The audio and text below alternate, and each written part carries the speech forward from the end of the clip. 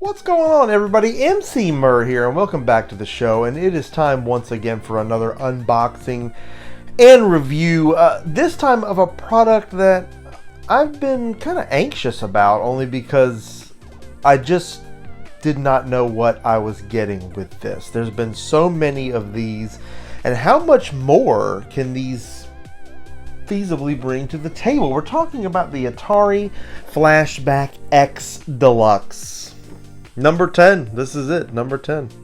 And, you know, I'm looking at the game list and I'm really trying to figure out what it is I'm getting here that I haven't already gotten with the other ones before it. Now, the gold editions of the ones before it, you're looking at 130 games, and this one has a bonus 10 games for 120 games total. There's so many different lists here and versions of these, and it's not a big deal if you're just going to, throw the ROMs on it anyway. You're going to have all the games. I'm afraid that may not be available here. From word one, it really looked as if the SD card slot was non-existent on these, which means we're not going to be doing with the 10 what we did with the 9. How big of a deal is that? Is less more? I mean, it doesn't sound like it. But we need to get into the box. We need to find out what we are actually getting here. Take a look at the unit and what's inside, and just really see what we're working with.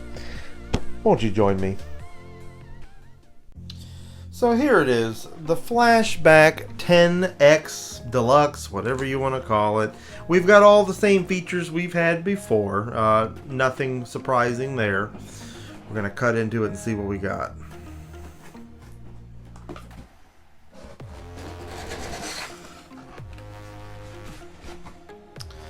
Alright, so we have our instruction leaflet, and that's going to be interesting to read through for a number of reasons.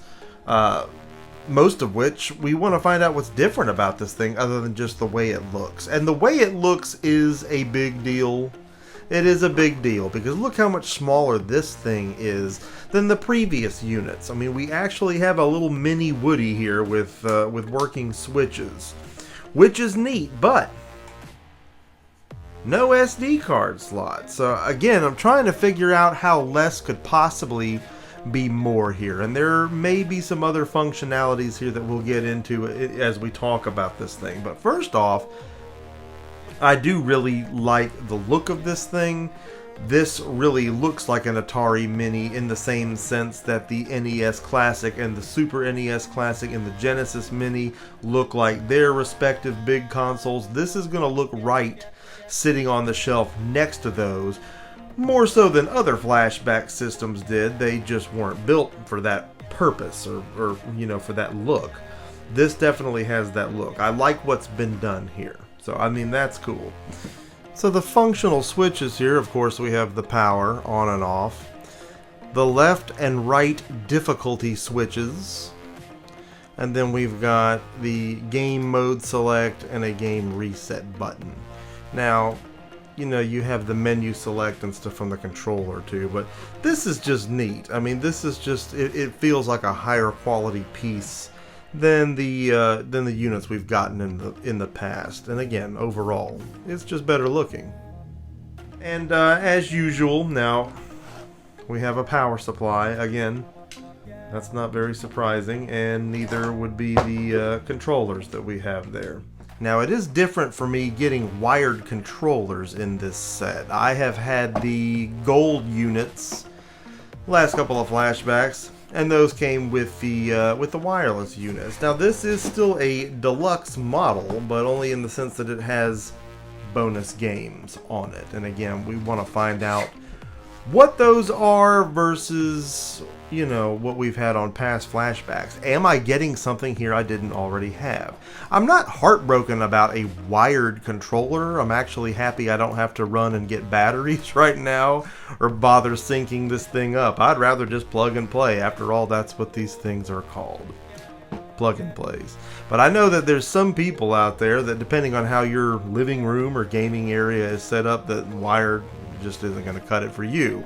I have not, that said, seen a gold edition of this thing yet. I'm sure there will be one, but God, these things just pop up and you never really know what all there's going to be. It seems like there's always another version or edition that you didn't know about or weren't planning on. But you know, that's neither here nor there at this point. We know what we have here. Let's plug it up and let's get a look at it. So immediately we're greeted by a familiar menu with the same background music as the last one, which is fine, but some swapped up background color if there's any distinction to be made. I immediately check out the game list compared to what is stock on the Flashback 9, and I'm seeing 4 games here that aren't on the 9's list. I mean, at least from what I can see. I'm seeing Fishing Derby here, which is a fun one, Activision game. I like that one. And I'm seeing Konami listed on the side of the box in the licensing, and that immediately got me really curious. There are 2 Konami games on here that I'm not exactly familiar with. Marine Wars is one of them. I know for sure I haven't played this on a Flashback. It's a fun one and very playable. And Strategy X. Same there. Interesting choices for add-ons here, given the lack of Namco editions, which would seem the more obvious go-to. I don't know. I mean, don't know what the licensing issues are there, but despite their name being on a blast unit, you never see Namco on these, so I don't know. But these are neat, and we also have Super Cobra, which is super fun, like this one, so cool to add to the list.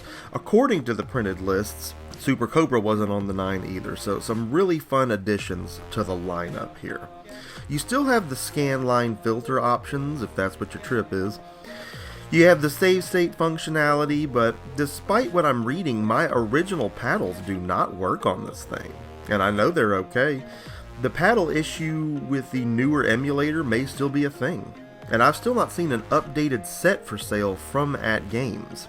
So I'm interested to know if anyone else's paddles do work on this unit, and I will do more testing on my end in the meantime. Like I've said in past reviews, you can have a great time with these if you know what the deal is going in. But this unit here, despite looking fantastic, it just doesn't seem to bring too much to the table. So there you have it, the Atari Flashback X Deluxe. And what does this do that the 9 didn't do? Well, there's a few games on here that we didn't already have. We got a couple of Konami riffs on here we hadn't already jammed to, so there's that. This is also supposed to, from what I'm hearing, hook into the Legends Ultimate Arcade unit that they've got out now, so that you can play these games through it. But there's already 350 games on that thing, and there's already talk of adding ROMs to that thing. You can't add ROMs to this thing, so if you're going to put them on that thing, that obsoletes this thing. You wouldn't have a need for it. Now, most people aren't probably going to go out and buy the arcade cabinet, but again, we're talking about what this does, or reasons to own this, versus a 9 that already existed, that you may already have, or that you, if you don't, you could get now obviously at a lower price than what it originally retailed for. So can't add ROMs to this yet, at least not via SD card. I mean, there weren't SD card slots in the other mini consoles. People added games to them, so that's the big question. Is there another way to go about it on here? And if so, how would you do it? So I don't know, I'm struggling with that. What's cool about it, and why I had to have it, is a collector's sense. Cosmetically, this thing looks so cool. It looks like the other minis. I can fit it on the timeline there with the other consoles on the countertop there, and it just looked good. Functional switches, the wood grain, that's great. So it's got that going for it, but is that worth $50 to you? I don't know. I mean, if you're collecting these things like I am, maybe it is, but that's only if you are collecting these things in that way. If you've already got a 9, and if you already took that journey with us that we took last year on adding the ROMs to it and having all those games, there's nothing this thing's going to show you that you haven't already seen except those Konami games, a couple games that maybe weren't on there, and those may be on those ROM sets. They probably are. It was a pretty extensive set. So I don't know, this thing leaves me with more questions than answers after I've opened it up, and that's a weird feeling. But I want to know what you're feeling. I want to know what you thought about everything that you saw here today, as I always do. So you know that I hope you're going to leave me a comment in the comments section of this video so that we can get a conversation going right here on the Emceemur Show, something that we do a lot of. You know I want to hear from you. I hope that you liked this video. I hope that you liked what you saw. You know, I want you to drop a like on this video, and most importantly, if you haven't already done so, I need you to subscribe. Be a part of Mer Nation. We're rising up all the fantastic things that we do right here on the show. You need to be a part of. I want you to be a part of it.